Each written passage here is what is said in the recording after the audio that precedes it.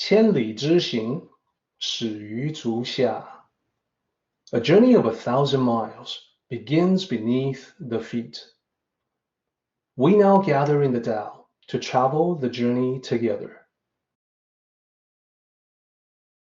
Welcome to Tao Talks with Derek Lin, where we take a deep dive into the Daodejing by Lao Zi. I would like to invite you to center your thoughts and direct your attention to this moment in time, to the here and now. To be fully present and mindfully aware as we all ready ourselves for this sacred process of the Tao. Once upon a time, in ancient China, during the warring stage period, there were two kingdoms next to each other. And I have those two kingdoms listed in the slide. As you can see, there is Liang Guo, the kingdom of Liang, to the left. And then to the right, there's Chu Guo, the kingdom of Chu. Along the border of the two kingdoms, because they were adjacent to each other, there were farms growing melons. And there were soldiers stationed along the border on both sides for the two kingdoms. Now, the soldiers worked on these farmlands when they are not practicing military actions. They are farming with the melons, watering the fields. So the ones on the Liang side to the left, those soldiers were diligent in watering their fields. So their melons grew quite well. Their counterparts on the Chu side, the right side, were lazy and rarely watered their fields. So their melons did not grow well at all. After a while, the difference between the two sides became apparent. It was too great for anyone to ignore. On the one side, you've got these large, beautiful melons, and then on the other side, you've got withering melons. So the regional governor on the Chu side, the right side, was not happy about this. It was a loss of face to him, because anyone could take a look at the two sides and see that his side looked a lot worse. So the regional governor blamed it on the incompetence of the soldiers on his side. He ordered them to sneak across the border at night to uproot as many melons as they could. It was sort of like, they dare to show us up with their better looking melons. Well, I will teach them. You men go over to their side in the middle of the night and you destroy those melons. Later on, when the soldiers on the Liang side, the left side, saw the destruction, they were mad as hell. They had worked so hard to grow these melons. Now that effort had been ruined. Immediately, they planned to retaliate. They reported it to their commander. They planned to sneak across the border at night and destroy the melons on the Chu side. Fighting fire with fire, an eye for an eye. It's time for payback. So the commander reported this to the regional governor on the Liang side, the left side, who immediately disapproved. He said to the commander, no, if we retaliate, troubles will start and never end. We cannot stoop down to their level.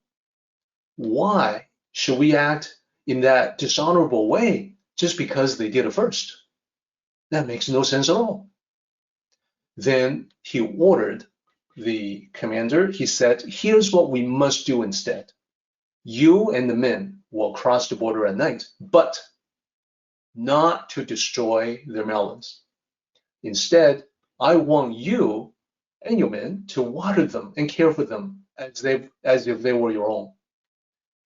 Do this, but don't tell anyone. So the soldiers of Liang did not understand the order, but they obeyed the order exactly. They were in the military, after all. And after a while, the soldiers on the Chu side noticed it. See, they knew they hadn't worked on their farms at all, and yet the melons were thriving. They were frequently watered. They were growing really well. What was going on?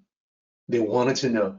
So they hid themselves at night to see who would come by to water their melons. And they discovered Liang soldiers showing up in the middle of the night to do the work that they themselves had neglected. Now the Chu regional governor heard about this. Hey, the melons on our side, they're growing really well. He thought that it was a good thing. Like, we didn't have to do any work. And yet they're growing, they're being watered on a regular basis. That's great. So he reported it to his king, the king of Chuguo, the Chu kingdom. The king immediately understood what was going on. He realized the Liang side, the other kingdom, was sending a message. And it was a message of peace. Like, hey, we don't want to be enemies. He ordered an investigation into the matter. He wanted to know if his soldiers along the border had done anything else to the Liang side. He then prepared lavish presents and sent them to the king of Liang as a way to apologize. This gesture won him the respect of his counterpart, the other ruler. And that king felt that this king was a man of honor, worthy of trust.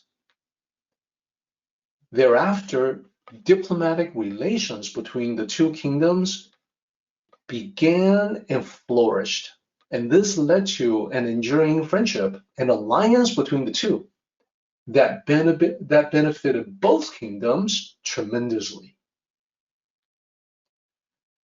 So it was a happy ending, but it all began when a wise governor understood that revenge was not the way.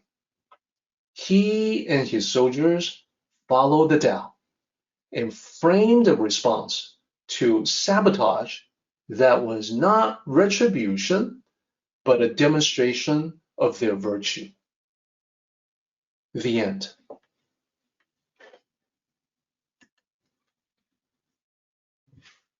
So that is the story of watering the melon.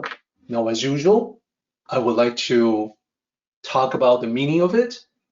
I have a slide here about how to apply the story to life. What is it talking about? Well, first of all, let's talk about the different elements in the story.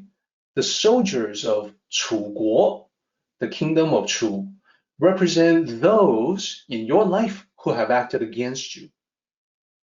Now, we see this all the time. There are naysayers, backstabbers, ankle biters, the whole lot. Quite a few people like that. So this is quite common. And the common response, the typical response, is to strike back and get even. Haven't we all seen that?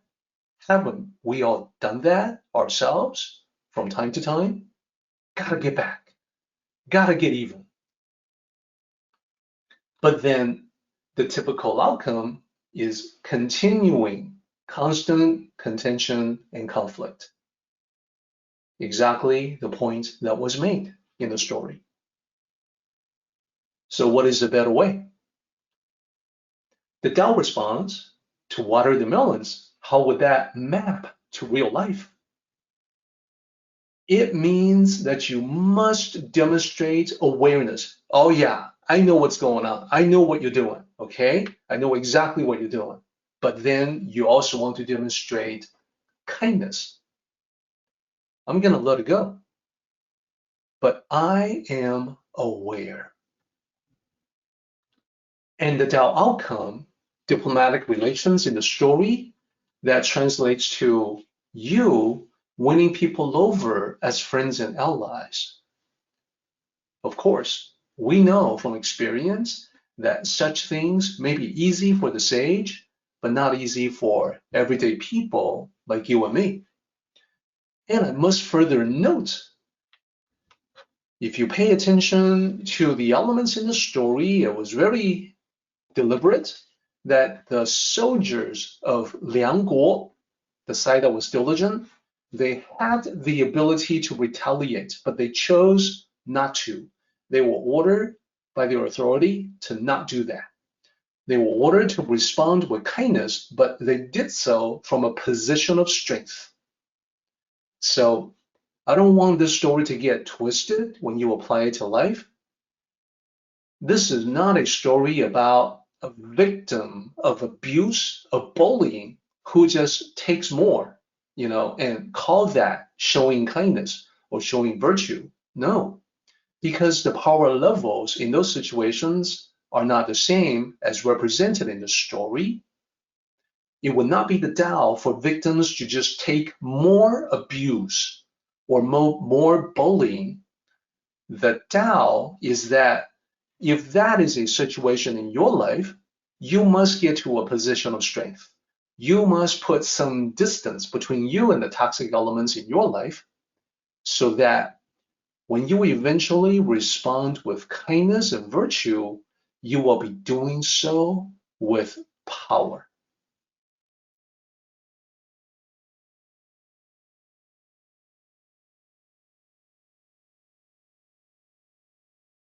Our meeting has come to an end, but the journey continues on. Let us all travel safely so we can meet again. Until next time, may the Tao fill you with peace and happiness.